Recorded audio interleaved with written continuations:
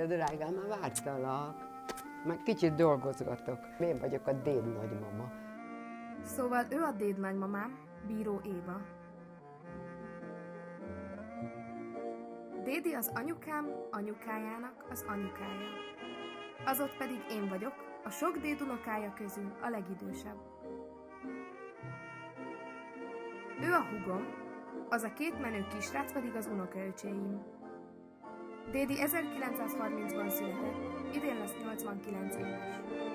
Kislánykoromban az ő meséin nőttem fel, és nagyon sokat mesélt nekünk gyerekkoráról, hogy voltak akkor is boldogok, amikor puskák ropogtak az utcákon, és nem is volt annyira rossz felnőni okostelefon nélkül.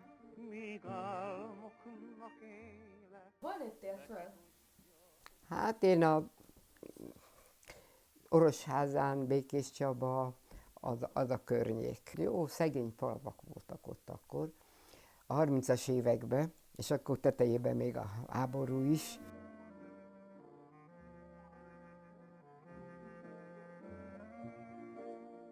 A családunk az egy falusi hátban lakott, egy kis föld volt hozzá, és ott termeltünk. Édesapám az igazgató volt egy iskolába, tanító, és aztán igazgató lett.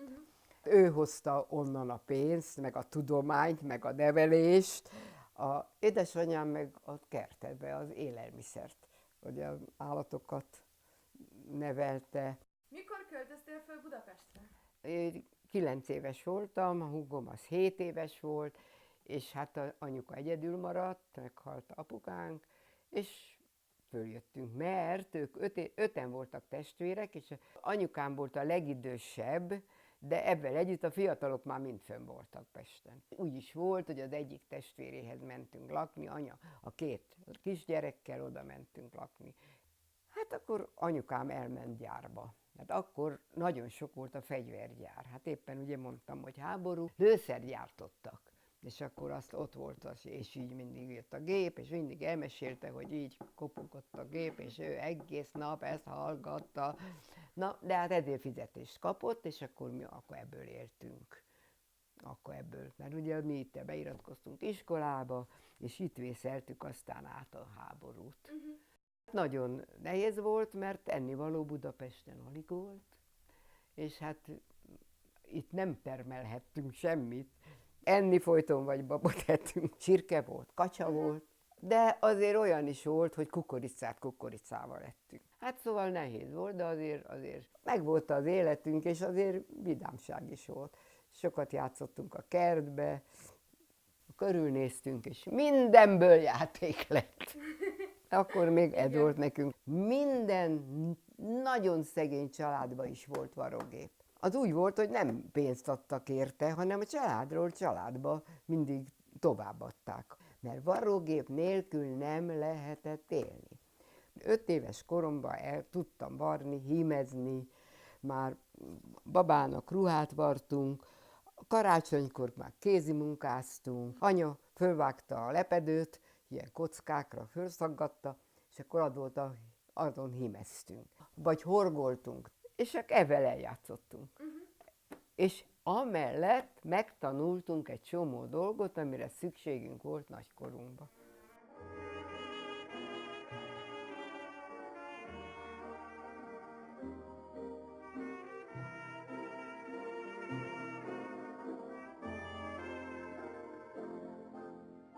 Nagyi, mesélj nekünk, milyen játékokat játszottatok akkor, amikor te még fiatal voltál, vagy kisgyerek? érdekel. Tudjátok, az az igazság, hogy háború volt a 30-as években, és az, hogy játékgyár, meg ilyesmi, akkor nem tudtak gyártani sokat, de nem avval volt elfoglalva az ország, hanem azzal, hogy a katonáknak legyen puskája, meg lőszere, meg ruhája, meg minden. Iskolába jártunk ugyanúgy, meg volt. Könyvek is voltak, nagyon kevés, de azért voltak. Sok játékot, amit az iskolában elkezdtünk, azt otthon folytattuk. Akkor is vidámság volt a gyerekek körében. Ugrálóköteleztünk, versenyeket csináltak ők is, versenyeket az ugrálókötéllel. Képzeljétek el, hogy megtanultak az 5-6 éves gyerekek horgolni, kislányok. Igen, megtanultak a fiúk faragni. Ha hiszitek, ha nem, ez egy puska. És nektek milyen puskátok van ilyen? Hát megáll az ész. Akkoriban nagyon, inkább a kreatívak voltak az emberek, és úgy találták ki, hogy mit kell csinálni. És nem került sok pénzbe, csak ötletbe került. Azért volt a puska, a sok puska, gyerekek, mert háború volt. Igen. Az apukák elmentek katonának, és otthon maradtak a nagyszülők, meg az anyukák. Elhiszitek, hogy ezzel a labdával ugyanúgy lehetett focizni, mint ma ezekkel a gyönyörű nagy labdákkal? Ha? Hát igen. Ugyanúgy nevettek, ugyanúgy fociztak boldogan a gyerekek. Pedig ezt a szülők csinálták otthon. Igen. De ugyanúgy lehet vele játszani. Ugye? Szia! Hoppá!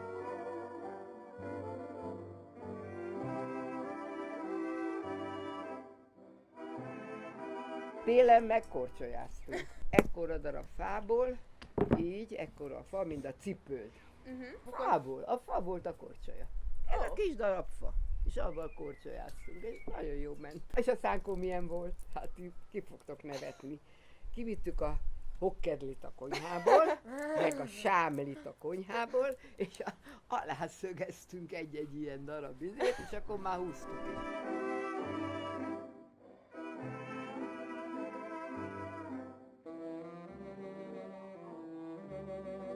Régen a 30-as években a karácsonyfa dísz ez volt. Vagy pedig ezt tették a gyerekek a nyakukba, és ilyen szépek voltak. Gyöngy helyett. De azért jó érezték magukat karácsonykor. Igen. Szerették egymást. Akkor nagyon sok volt a betegség a gyerekeken, és akkor kitették az ajtóra ilyen piros cédulát, és arra rá volt írva, hogy belépni tilos, mert a gyerek beteg. És akkor így ebben próbálták az elterjedését a betegségnek megóvni.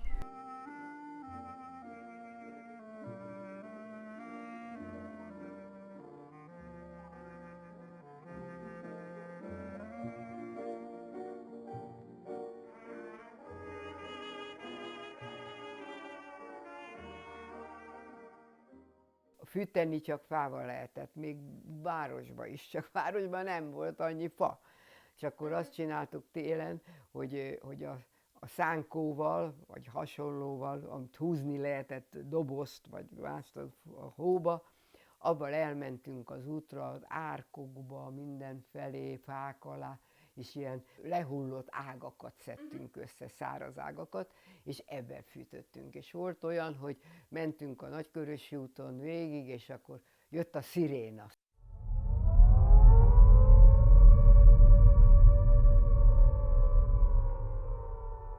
Amikor szirénáztak, akkor el kellett tűnni mindenhova, mert akkor jöttek, voltak a nagy bombázások Erzsébeten.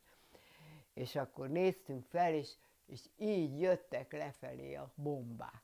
És úgy érezted, mi feküdtünk az árokba, úgy érezted, hogy ránk esik a bomba. De érdekes, az messzebb esett, de úgy látszott, mintha mi ránk esett volna, rengeteg bombát szórtak akkor szét. Többet voltunk a pincében, mint a lakásban. Ilyen fás pincék voltak akkor, nem légó pincék még. Akkor volt az, hogy a zsidókat szedték össze a németek, és bizony vitték táborokba. És ott Erzsébeten is volt egy ilyen vasúti sín régről, és oda is rátolattak ilyen nagy vagonokat, és itt a Nagykörösi úton mi előttünk, mi itt laktunk, és itt előttünk mentek bent egy csomó, több száz zsidó ember, nagy sárga csillagokkal, és vitték gyerekeket, cipelték meg, vettek a kezüket, fogták, és mentek, még álltunk kinn az ajtóba. És egyszer csak halljuk, hogy kiabál az egyik asszony, hogy adjatok valami nagy edényt, nem tudunk meleg vizet csinálni, nem tudunk fürödni. Hát ez olyan megható volt, hogy akkor anyám beszaladt, bádokból csinálták ezeket a nagy mosófazekakat. Mi is abba melegítettünk, hát nem volt csapba meleg víz akkor még, és akkor bement, beszaladt, és kihozta a nagy mosófazekat, és rohant utánuk a menet után. Közben menetet fegyveres katonák kísérték, nem engedték, hogy kijöjjön, kiugorjon a nő, de ő avval együtt is kiugrott a sorból, anyám odaugrott, és a kezébe nyomta. És úgyhogy olyan gyorsan történt, hogy még lőni se tudtak. És akkor úgy mentek tovább. Hát azért ez szörnyű volt, hogy ennyi ember és kisgyerekek ott a mi szemünk látára, és ezen túl semmi más nem tudtunk segíteni, mert se ennivaló, semmit nem lehetett odavinni, semmit. És az anyám ilyen bátor.